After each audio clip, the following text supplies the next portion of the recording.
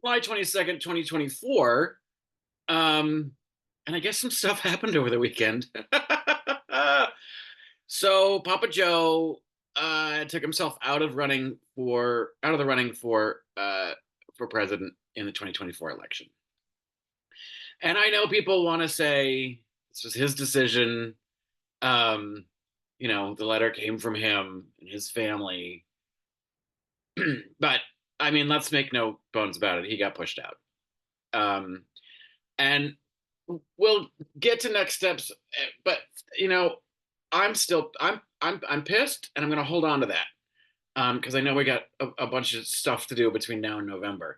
But I just don't think anybody needs to forget that it was a bunch of politicians that took the wishes of the donor class over our primary system, our democratic process, um, and the will of the voters.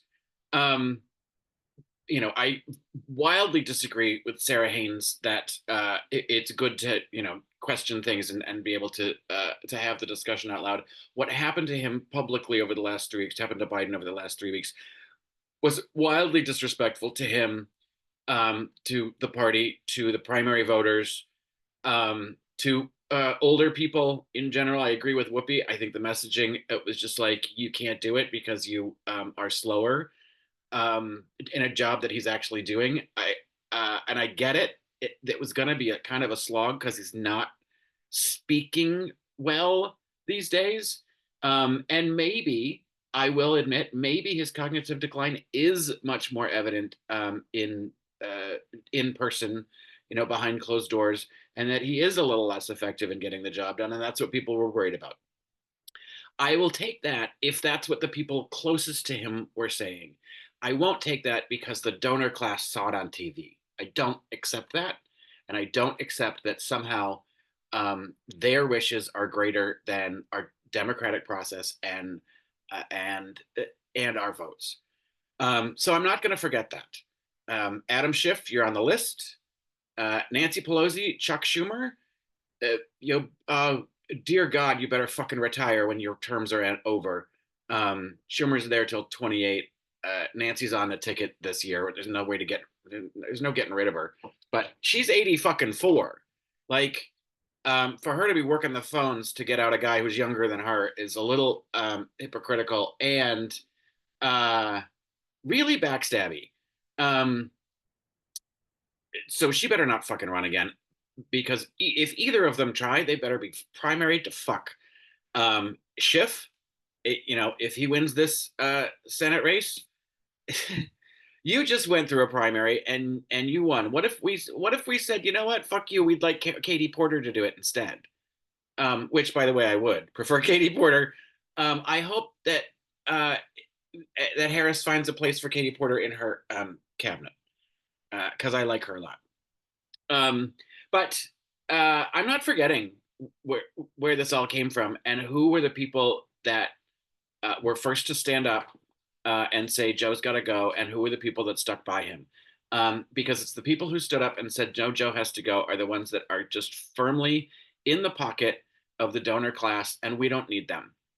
Um, we need politicians that are there by the support of the people. We need to get money out of fucking politics. We need to get rid of Citizens United. We need to get rid of all that fucking PAC money.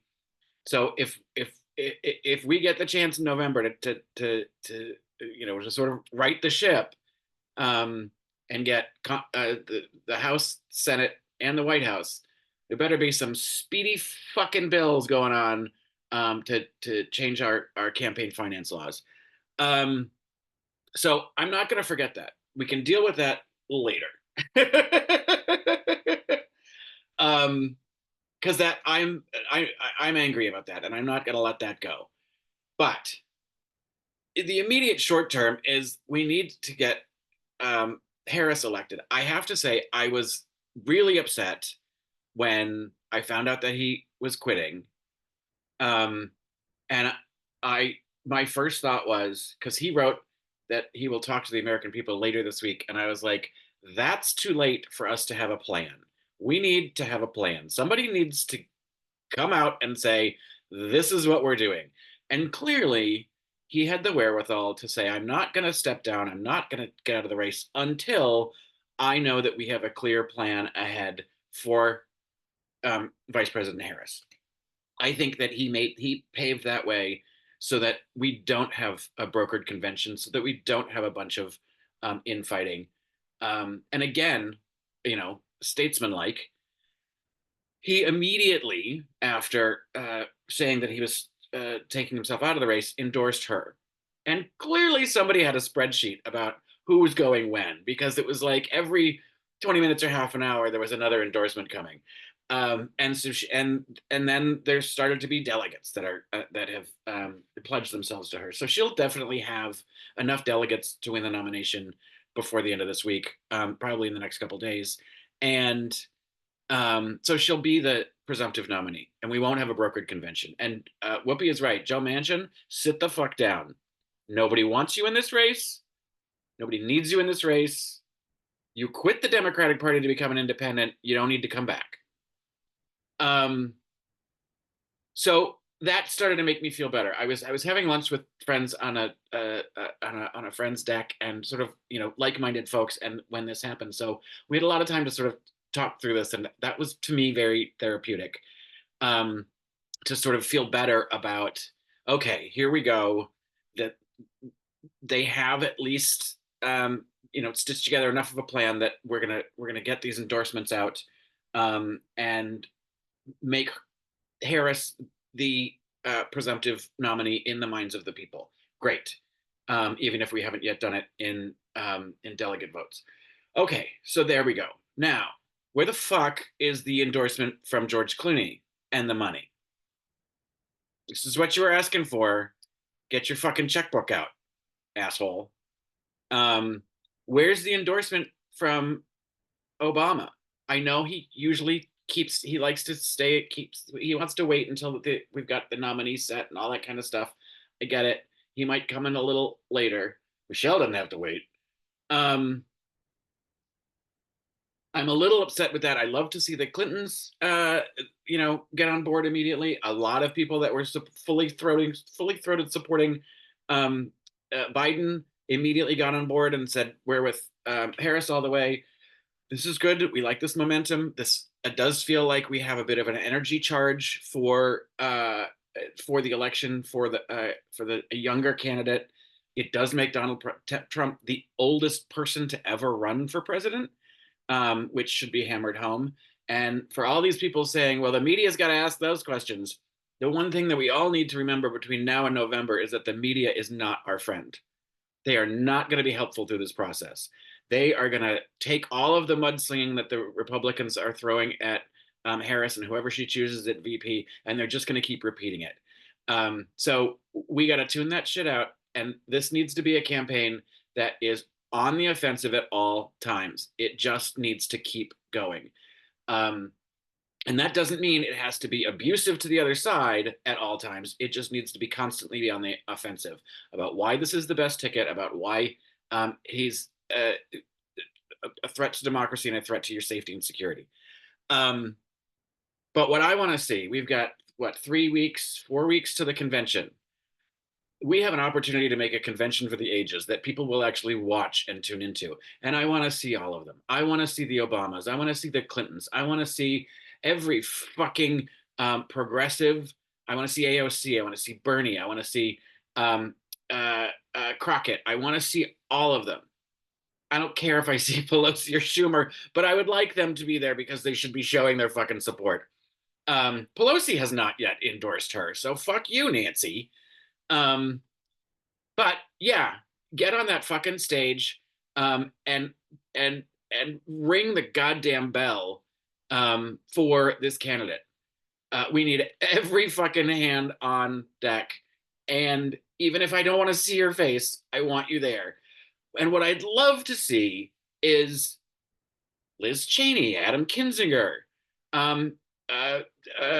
what's the guy from Utah? The Mormon guy. Get some Republicans, if you can, to come on that stage and endorse her. I don't care how much it fucking costs to get George fucking W. Bush on that stage. Get some old school Republicans, people that people can grab onto. You know, pay whatever you need to get Beyonce and Taylor Swift to do a goddamn duet to introduce her. Like, let's just throw the fucking, um, you know, I was gonna say carpet. I don't know why. I don't. It's not the carpet. Just throw everything we fucking can get onto that stage. Make this the biggest spectacle, the like most supported candidate we possibly can from across the aisle. Take that whole unity pledge that the GOP tried to, uh, you know, convey, which they didn't. They're still divisive pieces of crap. Take that unity pledge and like magnify it times 1,000. Let's actually show people from both parties at our convention, and from different walks of life that can energize voters. I want to see um, real big fucking energy at that convention. I think it can make a huge difference, um, and it can show a lot of voters that the Democratic Party is energized and coalesced and getting behind their candidate. And we're not going to mention Hannibal Lecter. So, um, yeah, to sum up, still angry, um, but we have another way to deal with that. And the way to deal with that isn't to sit this out, or to poo poo what we've got going on. We still have a democracy to save. Um, we still have an election we need to win, and we got to be careful because I still feel like he's felt so confident because Trump has felt so confident because I feel like he thinks he knows he can steal it, and we got to make sure that he doesn't. So we need to vote because our fucking democracy and lives depend on it. That I don't think is hyperbole. Um, so let's get this one done, and then we'll deal with the traitors later.